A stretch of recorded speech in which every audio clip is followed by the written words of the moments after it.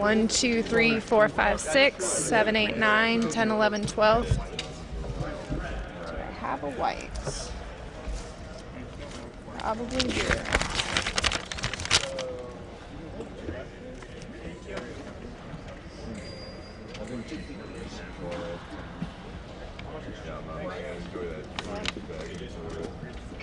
Enjoy that part. Thank you.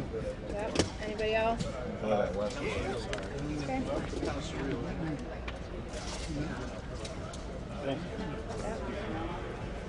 Thank you.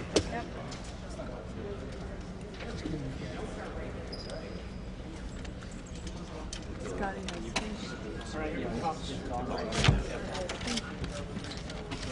Can I leave? Excuse me. How are you? Good. Good. I want to congratulate Toronto. They, what a worthy competitor and first-class organization. They were great hosts. I know their fans took a little heat, but I think it was a tremendous honor to compete with them, and they deserved to get the victory. And I'm happy for their organization and for Canada as well. So beyond that, I haven't had a ton of time to process a lot of different things, but I'll answer everything the best I can, having had about 14 hours to consume a lot of information. So go ahead. With Klay having a torn ACL, that usually they have to let the swelling go down a few days at least, right before you talk about a surgery date. Yeah. And just a heartbreaking couple of games for injuries. You know, the most common conversation I had last night with everybody was that we were just out of words. We were out of emotion. I mean, it was just, I don't know how, you know, as a human being, you can only process so much. And then winning and losing is an emotional event. So just seeing him back there and, you know, figuring it might be an ACL, but not being sure. And I mean, for me, growing up, going to Warriors game, I'll never forget him walking out and shooting those free throws. Just as a fan, right? I don't get to be a fan that much, but yeah, I don't know the surgery stuff. We'll find a great surgeon in conjunction with him and his agents. I talked to him this morning. He said he didn't sleep much. The beauty of Klay was, I said, "How you feeling?" And he said, "Can't believe we lost that game." So, you know, that tells you everything you need to know. And he, just to watch him grow up over the last however many years, I don't know, 8. What a joy to have him on our team. Bob, guys, you talked about Klay and also Kevin. Both are going through a long recovery rehab ahead of them. Does that change how you pursue them going into this free agency this summer? No, I mean, I don't. There's things I can say. I don't. There's all these rules, but I would say that we value those guys at the highest level. I mean, wouldn't be a very good, whatever I am, GM if I didn't understand how valuable they are to our own team. You know, it sometimes gets lost, but I think when Kevin plays in the NBA Finals, we've gone 9-1. So I don't know what else matters. And Klay's, they're both fantastic. So those are guys that you do everything you can to keep within your organization.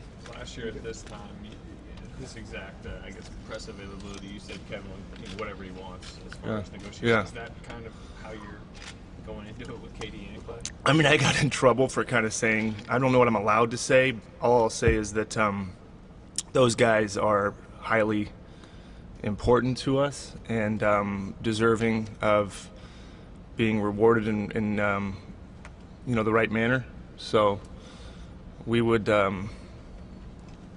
you know, knowing them too as people, those are people that you, beyond what everybody here sees, we get to see a little, the curtain keeps getting more and more open. The media, the fans get to see more and more of us, but there is some stuff you don't see, which we get for ourselves. And so to see those two guys, not just them, but our whole team, it's hard to find high quality people, and both of them are that. And so you try to keep those guys within these walls the best you can.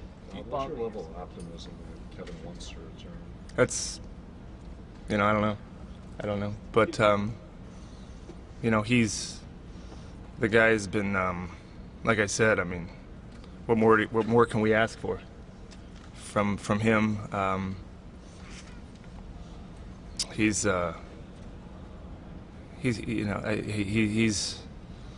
been everything to us. I mean, the guy been everything that we could have ever dreamed. Been an awesome member of this organization. I mean, there's so much stuff he does in the community that probably doesn't get as many headlines. The things he's done in D.C., his foundation, how he kind of lives his life. It's like I said, we're lucky to have been around him. Hopefully, we can keep doing that. Bob, your free agency situation was already complicated, much more so now with the injuries. As you enter the period, do you sort of move down all the tracks at one time, or is it more like dominoes where you have to solve one thing before you can move to the next? Well, I've always said about free agency, it's never what you think.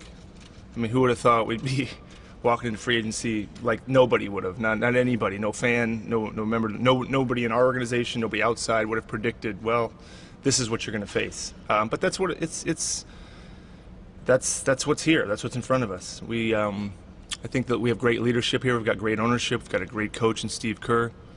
And you move through free agency just like you move through every day of the season, the best you can. Try to get as good of a team as you can. Try to make it fit as well as you can within the economic parameters. And then you roll the ball out there and you play. But I think this year more than any other tested the fabric of our team. And I think I might. It's hard to not value a championship as much as I value it. Short of winning a championship, and in some ways more than winning a championship, this year I might have been the proudest of our resolve. And I don't know if that's evident. I hear that in people in the Bay Area. The support we've gotten. The things people say about kind of conducting ourselves as champions. That stuff matters. Winning matters too, obviously. It all matters, but try to continue to hang on to that culture. Do you think there's a chance you could bring DeMarcus back? I don't know. I mean, that's a lot of this stuff. Like I said, I'd love to answer every free agency question. The truth is, I've had to think about it for about. Well, I actually thought about it about 10 minutes ago because we've been doing exit interviews with all our players. So I don't even know if you were sitting with me privately. I can't even answer some of this stuff because Klay Thompson tore his ACL 12 hours ago or whatever he did. And so, as human beings, you gotta process this stuff. We will. The schedule doesn't afford. We got a draft in 5 days. Nobody's asked a draft question. I mean, realistically, that's and I probably couldn't answer that either. Because, but that's in 5 days. We were gonna have a draft workout on Tuesday. I don't know what it's. The schedule is. I think their GM said, "You guys have done this 5 years in a row. It's great, but it's you like a little more prep time. It's okay." Bob, how much pain was in Yep. That last night, that incident with the Alameda County Sheriff's Department. Is there any way to prevent that? Do you have any sentiments on how you'd like to go? I mean, it's turning into a semi-international incident. Is it? I honestly, I know him. I congratulated him, but I didn't. I honestly haven't seen. I've heard of it, but I haven't seen the video. I haven't seen any media. I woke up today, took my daughters to camp, had some cereal, and started meeting with Steph Curry and Draymond Green. And there's enough to do here. I hope it gets resolved in the best way possible. And that Toronto, that doesn't blemish any of what their accomplishments are. They did a wonderful thing. Winning a championship is unbelievably hard. But we don't have a lot of time to figure out our own house here. Bob, Looney probably played in a lot of pain the last few days. What did he mean for you guys and do for you guys? And also, as Livingston said, what his plans are? Yeah, he's had about 12 hours to it. I get it. These questions are all fair. No, they're.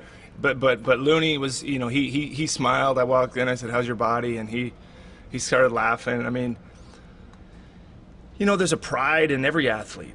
You know that there's but we're you know, if your body hurts, it hurts. It's tough, you know, and so I think our whole team. I think Raymond said 105 playoff games in the last 5 years. These aren't excuses; these are just facts. They're not to be said as good or bad, but that's a lot of games, and everybody's kind of banged up. But again, I don't want to say that that's a reason why we lost. But Looney's banged up, but he'll be okay. Andre just says he's old, but he'll be okay. I mean, Shaun is, you know, he'll reflect upon what is in front of him, and we'll talk about that. But at this point, I don't think anybody should be making any decisions right now. Even me, you know, I sit up here and answer these questions, but it's, you know, just talking to Klay this morning, he said I haven't picked up the phone and talked to anybody because I just got to get my head around everything. I mean, I don't know. I know I have to do media today. I probably shouldn't because I just don't have a lot of good answers. You guys suffered a lot of injuries this year, a lot of soft tissue injuries, non-contact injuries. I know you and Steve have both spoken very highly of the regard that you have for Rick, but this is now, I think, 3 years in a row you've had some medical turnover. Is there going to be a reevaluation at all in terms of the personnel or the processes there? No, I mean, Rick's unbelievable. We're lucky to have him. He's, you know, things happen sometimes, and our job is to evaluate everybody, but no, he's one of my favorite people, human being, competent, experienced, so, you know, you never know. I think as we go through this, and as things get analytical and more and more information is available, and minutes and load, and even for us, it's still the game of basketball. You play basketball. I mean, who knows if you played right now, you'd blow out your ACL. I don't know myself. It doesn't. Yeah. My point is, there's variables, and this is not a controlled environment. None of it is. We're not machines. We're not computers. And you know what? That's why I like it. Because there's a human. Last night I'm watching the game, and as a basketball fan, what a great game of basketball. What great competition. What great storylines and what great emotion. If it all was predictable and exact, I don't know how great it would be. We watch because we don't know what's going to happen. And sometimes pain happens, you know. Bob, given that Klay and Kevin, even if they come back, are both likely to miss all or most of next season, the odds are already out. I mean, you guys are not going to be the favorites. Is there any way in your mind you can accept almost a step back season?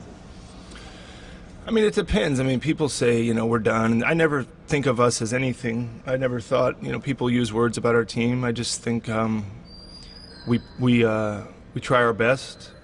In my job's to kind of help pick the team. Coach coaches the team, players play. I've learned that 2016 we were up 3-1, and if you had asked what are the odds of winning, they would have said 97%, and we lost. So odds, I don't know what our odds to win it this year were. We didn't. What are our odds to win it next year? I don't know. It's a longer. When I say long game, all this is a longer game than people think. I mean, I don't do this job for 1 year. I hope our players don't come here expecting to be here just for a year. I hope Steve Kerr doesn't expect to coach just for 1 more year, or Joe Lacob to own the team. The hope is to, and that's why I'm somewhat proud of this year. We didn't win a championship, but this community and this city, the entire Bay Area, I hope they're proud of what we represented. I hope we represented this community appropriately, even in losing. Because I always tell people it's more important how you lose than how you win. And whatever adversity comes, I think you show more of yourself then. When you're winning championships and sweeping in the finals, it's great. Everybody loves each other. But this is when you find out who people are. And I'm proud of how we conducted ourselves. How long can you be in denial about trying to build a roster without Klay and KD? Because I know you don't want to rush into it. Right. And you don't want to even admit to it. But at some point, you know, the facts are the facts, and you want to build a roster, and those two guys won't be available for you. Yeah, I mean, I don't. It's interesting because you don't. I didn't come here thinking I know Joe did. I didn't know if we'd win a championship. And we did. We ended up, we have 3. So you just keep going. I mean, you wake up every day and whatever's put in front of you, you deal with. Sometimes it goes your way. We've had a lot of good fortune in the last 5 days. We got the other side of that coin. But you can't, nobody owes us anything, right? Just because we were supposed to win or we had a roster, we didn't. Who's to say that, you have a different roster and it doesn't. So I don't know, Monty. I mean, I think the longer I've been doing this, I think the more you really just bet on its people, players or people, all of it.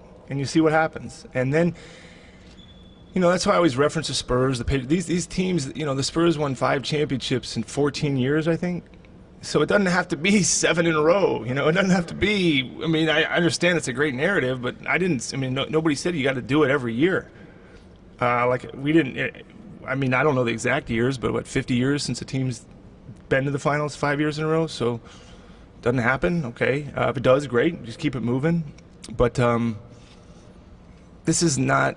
I know it's looked upon as a year to year, but it's you just try to build an organization, because there's going to be good luck and there's going to be bad luck.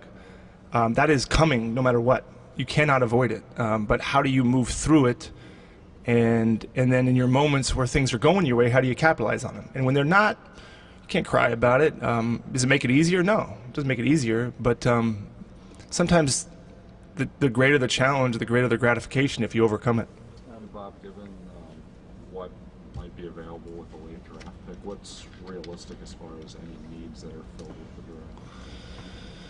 I don't know, man. The draft. We'll see. I mean, the draft too. I mean, I hate to keep kicking the can down the road, but Looney was a guy that a lot of people said couldn't help us, and he's starting in the last game in Oracle last night. So Jacob didn't get much time this year. What'll happen next year? Damian started and got hurt, and Jordan Bell played and didn't play and played more. And at that point in the draft, I think you try to get a guy that'll eventually be a rotation guy, but I don't. It's I just can't believe it's in 5 days. I just can't. I gotta. After this, gotta do that. So. Can you comment? I'm sorry to keep bringing up all this other stuff that's not asking. Can you comment on Mark Stevens and that incident and the incident with the fans initially? Again, I think that's been commented on enough. I think it was handled the best way it could be handled. I think he made a great apology, and you move forward. How do you explain all this? I don't know how to explain anything in the last 2 weeks, so I can't even. Looking back, I mean, we got to look forward now. I mean, I know you guys have. I don't think any sport, the Super Bowl. The NFL draft isn't 5 days after the Super Bowl. It's not 15 days until they're free. This is not. We got to figure that out, because we're going to be judged on that for the rest of the calendar year, starting July 1st. That starts. So my energy, our energy, has to be completely focused on those 2 jobs. We're asking obviously about a lot of free agency situations. Do you have a sense of how long-term your future is going to be with the team, or even how long-term you want it to be? Me, personally? Yeah. No, I'm happy here. This is, it's who you go to work with, I don't know how everybody chooses the jobs they want, but, the older you get, you realize, even, who knows what's coming. So my goal is to enjoy who I work with every day, and I love basketball. I can't play it much anymore, and never got to play at the level of these guys. But I tell people in however many years, for me, I get to watch the game last night. I just like watching the games. I mean, I love basketball. Not everybody has to feel that way, but I do. And if I can be close to it and walk in the locker room and look at the men that just kind of laid it out, that's a cool front row seat to life for me. After what happened with Kevin, obviously I was I don't cry much, but I said, who gets to go to work and feel what we feel? The problem is sometimes it's too much. But that's better than going to work and your heart rate doesn't move. Bob, I know you can't speak for Kevin, but is it conceivable to you that he would opt in to the final year of his contract and that the Warriors would basically pay him next year and maybe even oversee his rehab without a longer term commitment? Yeah, I mean, he's obviously got that right per his deal, but I don't know what he wants to do. I'm not sure what that's obviously his option. How do you view the most uncertain summer you've had since you got there? It'll be a challenge, but you know what? It's good. It's a different day, right? I mean, I mean, that's it. That's sports. You guys, everybody here has probably covered sports maybe longer than I have, and it's all part of it, right? I mean, the winning. I mean, look, the nice thing is most people don't get to see. Some people don't get to see the finals ever. You can be a GM, you can be a coach, you can be a player, 15 years, 20, 30. You never made it to the finals. To go 5 years in a row, win, lose, that's life experience. So maybe, now the goal is to do it again. But that'll be a great challenge and see what we can do. Last question, we got to get Steve out here. Bob, was there any other damage to any other ligaments aside from the ACL? I know. I thought I honestly, Nick, I saw the MRI report, which I don't want to see any of these anymore. But I honestly don't remember exactly what that said. I'm sure that'll come out when he's done with the surgery. I don't know when he's doing surgery, but I don't want to guess as to what that was. There's an answer, I just don't remember what it was. I'm sorry. Great, thank you. Thank you, Bob. All right, thanks, guys. Thanks, Bob. Sorry I couldn't enough time. Provide a list of draft picks tomorrow.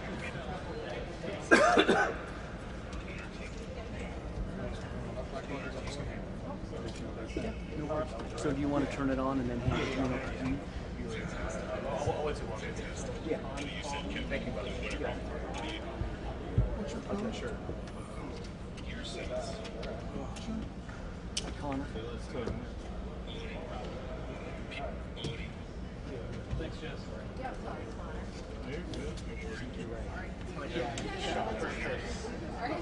I did start it weird.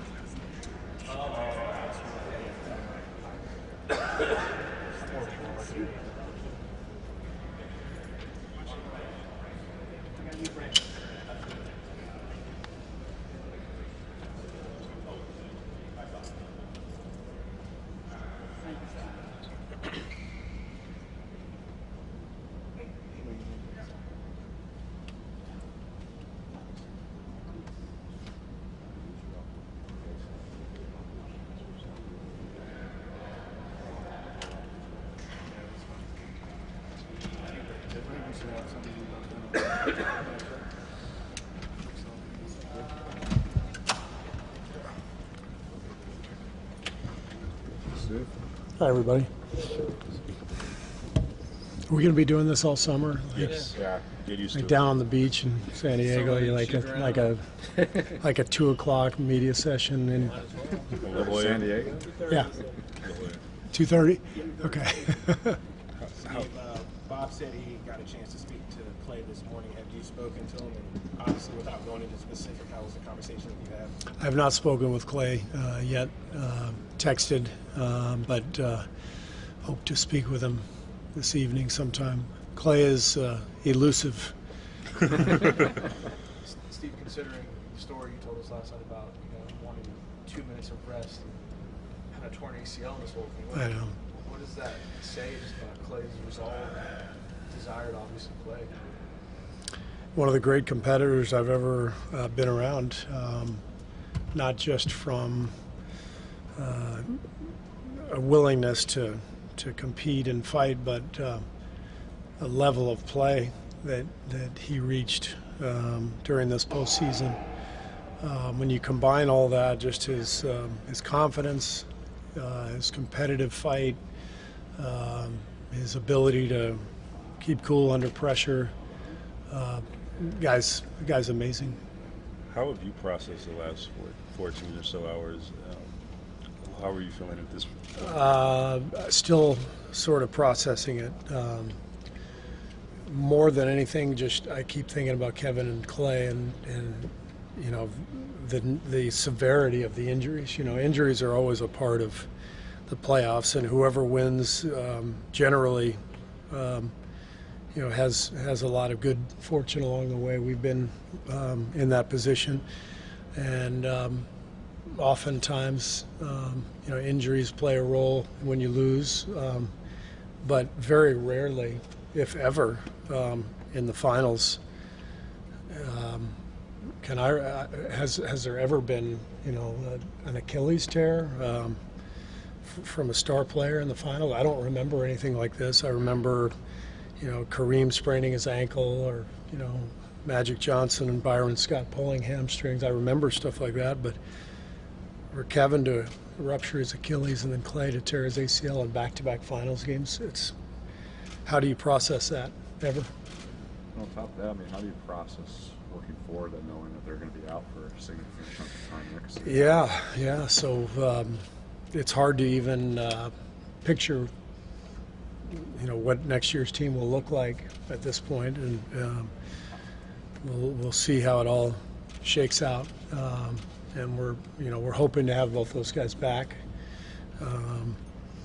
And if that's the case, it'd be great, but neither one would be available for quite a while to play. So our team's going to look a lot different next year. Steve, way back on maybe day one here, you said we've got to cherish this. We all know this doesn't last forever, and right. let's have joy. And I'm sure you're feeling some of that even right now, because you just don't know. Yeah, you don't know. Yeah, some of what I'm feeling is a sense of pride in our group. I can't tell you how many texts I've had over the last 24 hours from coaches and colleagues around the league saying, you know, this was more impressive than your championship years. You know, that, you know, what these guys have accomplished in this playoff run with all these injuries, through all this adversity, is even more impressive than their winning titles over the last 4 years. So that's how I feel. Just an incredible accomplishment. Came up just short of being able to force a Game 7. But what hangs over everything is the injuries to Kevin and Klay, and what that means for them individually in their careers, and so it's a strange day. Steve, what do you make of the term organizational fatigue? I think that's been going around a little bit, just everything that you guys have been through the last 5 years. Do you feel any of that? Do you think that's happened here? Organizational fatigue? Yeah, just top to bottom. I haven't heard that phrase before. I think fatigue in general, however you want to phrase it, but it's not easy going through these seasons. Getting all the way to the finals, it takes so much energy and emotion, and to do it back to back to back to back to back. Did I get that right? Yeah. Were those 5? Yeah. Maybe yeah. That's just an incredible accomplishment, but yeah, it takes an awful lot out of you. So I think everybody's fried right now. But that's what the summer's for, and we'll recharge the batteries and be ready to go in late September. With all the questions hanging over the team, is there any part of you that wonders if this could be the end of the dynasty? No, I don't look at it or think about it in those terms. I really don't. You know, Steph's going to be back next year, and Draymond's going to be back, and you know, we're going to have a bunch of the players from here, and we can still be really good. And assuming we get some breaks health-wise, Klay, KD, that they recover, we could be really good again. So I don't look at it from that standpoint at all. Steve, on that, I mean, Bob was mentioning the Spurs, like they weren't always the favorite, but they had obviously that long run of sustained success and always a chance. How do you see that applying to this organization? I think the similarity is the internal culture, the internal stability. Having been in San Antonio for all those years, I felt it through Tim Duncan, David Robinson, the core guys who were there, who provided that foundation. And our team is the same way, with the strength of the group, the character of the group. Guys like Steph and Klay and Draymond and Andre, Kevin, all these guys, just because of who they are and because of their commitment to one another, it's gonna survive whatever adversity comes our way, just like it did throughout this whole season with everything that happened. Here we were with a chance to force a Game 7 in the finals without some key guys. So we were right there. So we will continue to survive and thrive. You talked during the season about how DeMarcus is probably just going to trampoline this season into a bigger contract elsewhere. With the torn quad and the playoffs, it's probably more unknown what he's walking into. Yeah. Are you more optimistic that maybe he can come back? I think there's a chance. I would say that the hope is that frankly that he can do a lot better financially than what we could offer him. But who knows? Every year is different. There are a lot more teams with cap room this summer than last summer, and this summer is going to be it'll be a wild free agent market, and we have to figure out our own situation, particularly with Klay and Kevin, and how all that shakes out. But I could absolutely foresee a place for DeMarcus here if he wanted to come back. It's just a question of what are his goals, what's out there for him. Steve, if this is it for Shaun Livingston, can you speak to going back to a devastating injury for this guy who came back and became this player and did some really special things for you guys?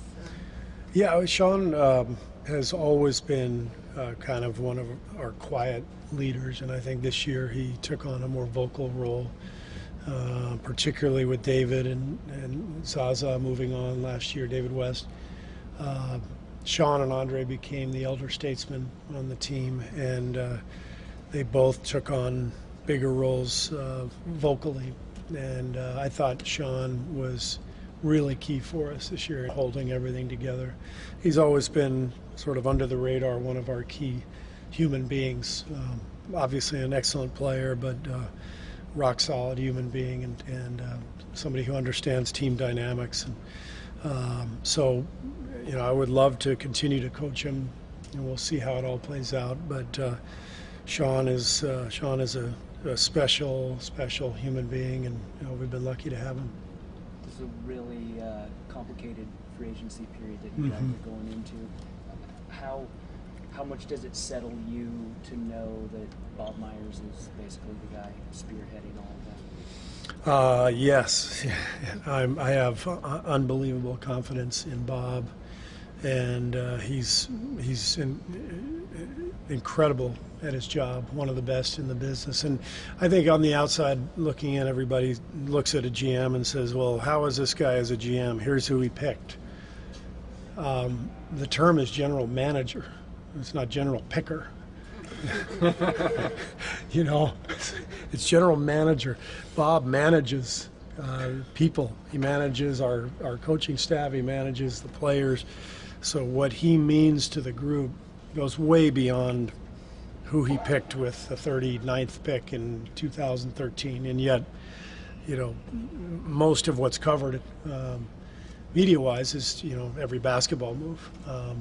Jerry West, probably the best GM of all time, once said, if you bat 500 as a GM, you're doing great. 1 out of every 2 getting right, that's a hell of a record. So nobody's going to get them all right. In fact, most people are going to get them wrong more often than not. But the stability that Bob provides, the humanity, the friendship, the guidance, the counsel, that doesn't grow on trees. That doesn't show up in an analytics book. That doesn't show up in anything other than an exceptionally gifted, compassionate, smart human being. So Bob's value is of the utmost importance to our organization. You talked about the injuries and a lot of the different things that have gone on this season. How has this season just been different for you as a coach than past seasons? What is the biggest thing that's stuck out? I mean, every season is different. It really is, depending on circumstances, injuries, your place in the league, what your team is trying to accomplish. To me, I wouldn't even look at it in terms of this year being different. I just look at it as an extension of our 5-year run, and then there are new dynamics at play year after year. And so this year was more about managing the fatigue, managing the length of the journey, and trying to help this team get to the finish line. Because it takes forever to get there. It's a 9-month haul from the start of camp. So many things happen, and so I'm really proud of the job that our coaching staff did, that our team did, in just keeping things together and continuing to push forward. Seems like we wanted to take a daily pulse on KD's free agency throughout the year. Now that it is very close, and the entire season has played itself out, what's kind of your pulse, your optimism on Kevin coming here? Well, the injury kind of throws everything for a loop. So I have no idea what Kevin's going to do. I know that we all want him back, and we think this is a great situation for him, and vice versa.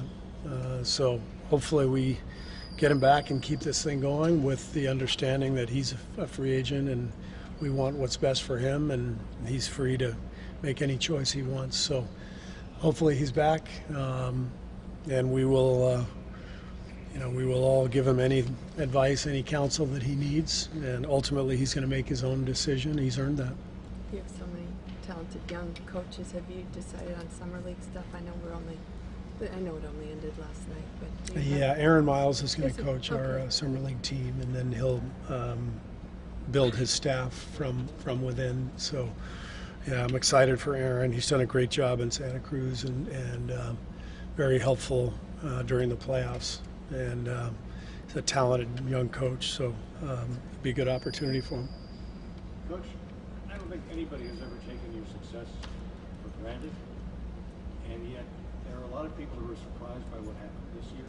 How do you manage those expectations with the audience, especially after a year like this? You don't really worry too much about what everybody else is saying. You just come in here every day and you get the work in that's necessary, and you manage those bumps in the road. You manage the people involved, and you keep pushing forward with the big picture in mind. Coaching in the NBA is a lot about pacing your team, especially with a veteran team. Being in the finals 5 straight years, our practices this year were dramatically different than they were 4 or 5 years ago. You have to adjust and adapt. So, but part of dealing with this job and this NBA season is all the noise and the judgment and the criticism, and we all have it at the fingertips with our phones and all that stuff, and the players feel that, and there's a heavy burden on their shoulders socially from fans and critics alike. So you have to try to help the players navigate all of that. 5 years ago, you were in that very same spot, and I asked you, the question at the time was, what are you going to tell the team about playing in a tournament like this, what to expect? And your answer was there would be really difficult times, things that you never expected, never anticipated, any other had to learn how to do. It was a very well-measured answer at the time. Did what you encountered this year exceed your worst fears? Oh, yeah, by far. And if you had asked me 5 days ago, I would have said no, not really, because everything that happened up until 5 days ago was just basketball and people and bumps in the road. But you're talking about two career-altering injuries to two of your best players in back-to-back finals games. Unheard of. It'll probably never happen again. And so we're in new territory now, and you just have to keep moving forward. Can you say what you take from this? Is it too soon? I think perspective, understanding how fleeting this all can be, basketball, life in general. We talk often about how lucky we are to play basketball for a living, to coach basketball for a living, come in here and to get paid to do this, something that we've enjoyed all our lives, but it can be taken away quickly. And, this week has been proof of that. One more question. How do you feel about your future here? I mean, obviously you signed an extension. My future? Yeah, how refreshed do you feel like you'll be after this summer? I'm excited about. I'm excited about the summer. Yeah. I'm sure you guys all are. But I have no doubt I'll be refreshed and recharged and ready to go. I love this job. I love doing what I do. I love working with the people that I work with every day. So I'll be ready to go. But yeah, I need a little vacation. And you guys do too. So thanks for everybody. Enjoyed working with all of you this year. Thank you. Rusty, I got you. Sorry, Steve. We got like another month and a half though. Sorry. What's that? I'm so jealous of the Hoya, man. You have some fun. Thank you. I was just joking about the Durant and free. Oh, that's not really.